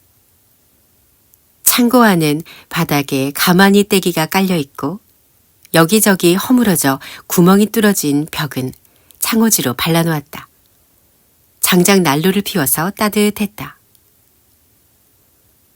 최 선생은 아직 새파란 총각이면서도 무척 어른스러웠다. 어디서 구해다 걸었는지 헌 칠판에는 기역, 니은, 디귿, 리을을 큼직큼직하게 써놓았다. 최 선생만한 나이 또래의 처녀 총각들이 가장 많이 모였다. 가물가물한 난포불을 걸어놓고 모두가 열심이었다. 배운다는 것은 어머니의 젖을 먹는 것과 같은 것이었다. 어머니의 젖은 키를 크게 하고 몸을 살찌우는 것이고 배우는 것은 머리가 깨고 생각을 잘하게 한다. 최 선생은 저녁마다 학생들에게 훌륭한 이야기를 들려주었다. 길을 가는 나그네는 참 고달픕니다. 때로는 평탄한 길도 있지만 가파르고 험한 산길도 있고 때로는 강을 건너고 위험한 벼랑길도 가야 됩니다. 그 고달픈 길에서 어떤 땐 무서운 짐승도 만나고 날강도를 만날 때도 있습니다. 갑자기 맑은 날씨에 구름이 끼고 소나기가 쏟아지기도 하고 길을 잘못 들어 깊은 산속을 헤맬 때도 있습니다.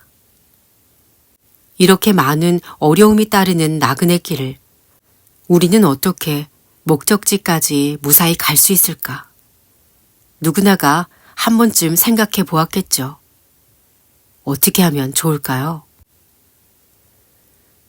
최 선생은 물어놓고 옹기종기 앉아있는 학생들을 둘러봤다. 모두 눈을 깜빡거리며 잠시 생각을 했다. 희미한 난포불이 조금 흔들렸다. 누가 손을 번쩍 들었다. 종남이었다. 나이 20살이 되는 검정 바지 저고리의 청각이다. 첫째, 배가 부르도록 밥을 실컷 먹어야죠. 굵직한 목소리로 종남이가 말하자 교실안 학생들이 와 하고 웃음보를 터뜨렸다. 종남이는 먹을 것만 생각하는구나. 역시 핫바지 총각인 구만이가 놀려주듯 말했다. 그럼 먹지 않고 무슨 일을 시작하겠다는 거야? 종남이가 구만이 쪽으로 고개를 돌려 따지듯이 말했다. 그거 좋은 생각입니다. 길을 걷자면 우선 배불리 먹어야겠죠. 여러분들 조용히 하십시오. 종남이 학생의 의견을 더 들어봅시다. 최 선생의 말에 학생들은 다시 조용해졌다. 종남이가 하던 이야기를 다시 이었다. 그리고 두 번째는 튼튼한 신발을 신어야 합니다. 세 번째는 목적지까지의 길이 얼마나 되는지, 험한지 평탄한지 먼저 가본 사람에게 물어봐야죠. 그러고 나서 더 많은 준비를 해야 할 것입니다. 학생들은 그제야 옳은 말이라는 듯이 여기저기에서 손뼉을 쳤다. 옳습니다. 옳습니다. 최 선생이 다시 말했다. 종남이 학생의 의견은 대단히 좋습니다. 특히 세 번째 의견은 아주 중요한 것입니다. 누구든지 길을 가자면 그 길의 멀고 가까움과 어느 정도 험한가 평탄한가를 알아야 합니다. 그리고 나서 만반의 준비를 해야겠죠. 우리들이 지금 공부를 하려는 것은 바로 우리의 인생을 어떻게 걸어가야 하는가, 그 길의 내용을 정확히 알고 가자는 데 있는 것입니다.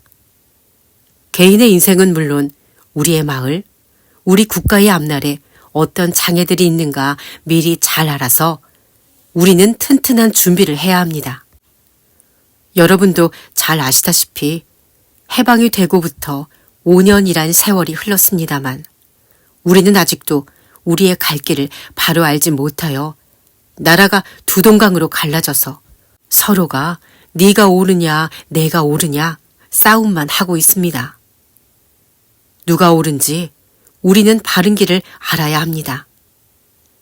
한간에 떠도는 말론 미국을 믿지 마라, 소련에 속지 마라, 일본이 일어난다고 합니다. 과연 그렇습니다. 우리는 어떤 큰 힘이든지 남의 힘을 믿어서는 안 됩니다. 소련의 힘을 의지하면 소련의 식민지가 되고 미국을 의지하면 곧 미국의 식민지가 되고 맙니다. 일제 35년은 어리석은 우리 어른들이 일본의 힘을 의지하려다 결국 나라를 송두리째 일본에 맡겨버린 결과가 되었죠. 을사보호조약이란 게 바로 그런 못난 약속이었습니다. 최 선생은 하던 말을 잠깐 그치고 가볍게 한숨을 쉬었다. 학생들은 쥐죽은 듯 조용히 듣고 있었다. 지금 남북이 갈라져서 서로 다투고 있는 것도 과연 남의 꼭두각시 노름이 아닌 제 스스로의 생각을 주장하고 있는지 알아봐야 할 것입니다. 우리는 모르면 언제든지 속게 마련입니다. 속고 나서 후회하지 말고 정신 차려 똑똑히 알아야 할 것입니다. 공부가 끝나 돌아오는 밤길은 몹시 추웠다. 모두 오늘 배운 한글 첫걸음을 베낀 공책을 겨드랑이에 끼고 둘씩 셋씩 짝지어 집으로 돌아갔다. 검정 바지 저고리 종남이와 구만이는 아까 이야기하던 길에 대한 의견들을 다시 꺼내어 떠들기도 했다. 어머니, 인생이란 게 뭐예요? 몽실이 잠자리에 들기 전에 북촌댁을 보고 물었다. 사람이 태어나서 살아가는 걸 인생이라 하나 보더라. 팔자하고 비슷하군요. 비슷하기도 하지. 팔자도 먼저 알고 걸어갈 수 있어요? 다 알 수는 없지만 짐작은 할 수 있지. 몽실은 머리를 갸우뚱했다. 아니에요. 팔자는 어떻게 되는지 아무도 몰라요. 내게 엄마가 둘이 될 줄은 꿈에도 몰랐어요. 어머니, 나는 앞으로 어떻게 되는 거예요? 그건 네가 괴롭더라도 참고 열심히 살면 알게 될 게다. 어떻게 사는가는 스스로 결정해야 하는 거야. 최 선생의 인생의 길이란 말을 들은 뒤 몽실은 곰곰이 생각하는 아이가 되어갔다. 자기의 일만 아니라 어머니의 일도 아버지의 일도 그리고 이웃의 살아가는 모습도 눈여겨봤다. 야학에는 부지런히 나갔다. 최 선생은 그 뒤에도 훌륭한 이야기를 많이 들려줬다. 노루실의 처녀 총각들은 한글을 깨치고 산수 공부도 했다. 서로 모이면 인생 이야기도 하고 나라 이야기도 했다. 어디서 공비들과의 충돌이 일어났다는 소리를 들으면 금세 사람들 얼굴빛이 달라졌다. 모두 쉬쉬 입 다물고 모른 척했다. 그러나 소문은 금세 퍼지고 사람들은 입에서 입으로 그 소문을 전했다. 미국에 믿지 말고 소련에 속지 마라. 일본이 일어난다. 사람들은 이런 말도 우스개처럼 되뇌었다. 잘못하면 큰 코 다친다. 쉬쉬. 겨울이 조금씩 물러가면서 사람들은 농사일에 바빠졌다. 몽실은 요사이 북촌댁의 배가 자꾸만 불러오는 것을 눈치채었다. 어머니가 아기를 뱄다. 몽실은 영득이를 가졌을 때의 친어머니 밀양댁의 배를 잘 기억하고 있었다. 갑자기 그 어머니가 보고 싶어졌다. 몽실은 북촌댁의 표정을 살피고 나서 물었다. 어머니, 몽실은 마음먹은 대로 말이 잘 나오지 않았다. 왜 그러니? 북촌댁의 숨소리가 무척 가쁘게 들렸다. 저 말이에요. 대골 엄마한테 가고 싶어요. 북촌댁은 얼른 대답을 안 했다. 몽실이 북촌댁을 따르고 위해 주는 듯 했지만 역시 제 엄마가 그리운 건 어쩔 수 없는 일이다. 어머니가 허락하시면 갈게요. 아버지하고 상의해서 가기로 하자. 벌써 1년 동안 헤어져 있었으니까.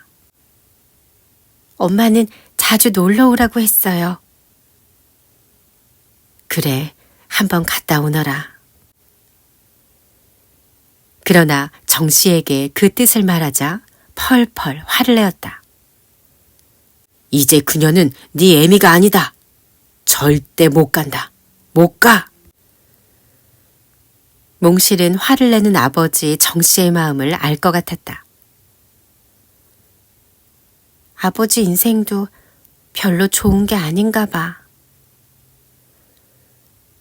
몽실은 모처럼 마음먹었던 대골 어머니 집에 가는 것을 그만두어야 했다. 영득이가 보고 싶고 엄마도 보고 싶지만 참아야지.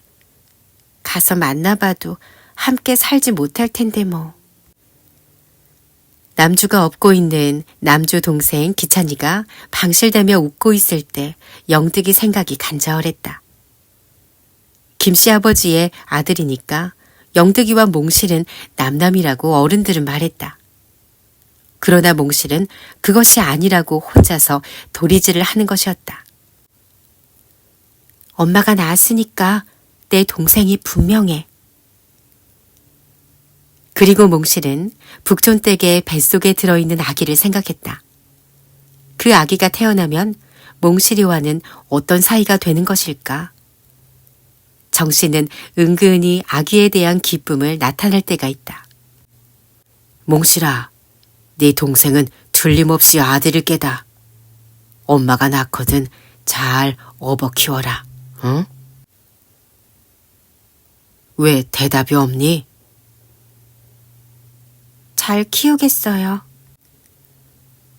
몽실은 입으로만 말했다. 아직 마음은 어떻게 해야 하는지 알 수 없었다. 그것도 어른들이 시키는 대로 할 수밖에 없다.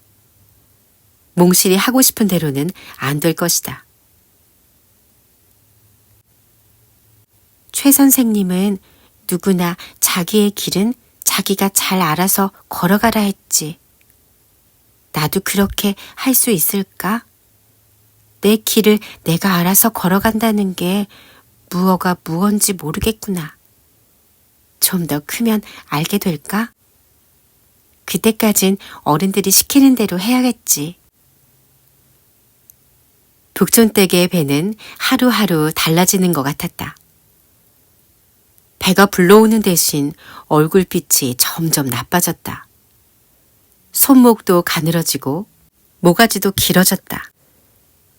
움직이는 몸짓이 무척 힘들어 보였다. 아버지 혼자서 일하는데 내가 가만히 놀아서 되겠니? 할 수 있는 일거리를 찾아서 해야지. 북촌댁은 보리밭 매기, 감자밭 매기 상리를 했다. 어머니, 몸이 아파 보이는데 괜찮으셔요? 몽실은 어쩐지 불안스러웠다. 별로 아프지도 않아. 그렇다고 놀고 있으면 편하겠니? 그러나 북촌댁은 어느 날 면장집 보리밭을 메고 와서 그대로 누워버렸다. 먹지도 않고 끙끙 앓기만 했다. 몽실은 흰 죽을 끓여 북촌댁 머리맡에 놓고 숟갈로 떠서 입에 넣었다. 북촌댁은 몇 번 받아 먹고 나서 몸을 일으켜 앉았다. 이제 기운이 좀 나는구나. 몽실이가 죽을 쑤어줘서 아주 잘 먹었어. 어머니, 더 누워 계세요. 내가 어머니 대신 다 할 테니까요. 그래, 고맙다. 북촌댁은 누웠다. 북촌댁은 누워서 몽실이의 얼굴을 쳐다봤다. 몽실아, 예? 앞으로 아기가 태어나면 어떻다는 거예요? 아기가 태어나면 몽실이가 귀여워해 주겠니? 몽실은 어쩐지 코끝이 찡해왔다. 귀여워할게요. 고맙다, 몽실아. 북촌댁은 눈물을 주르르 흘렸다.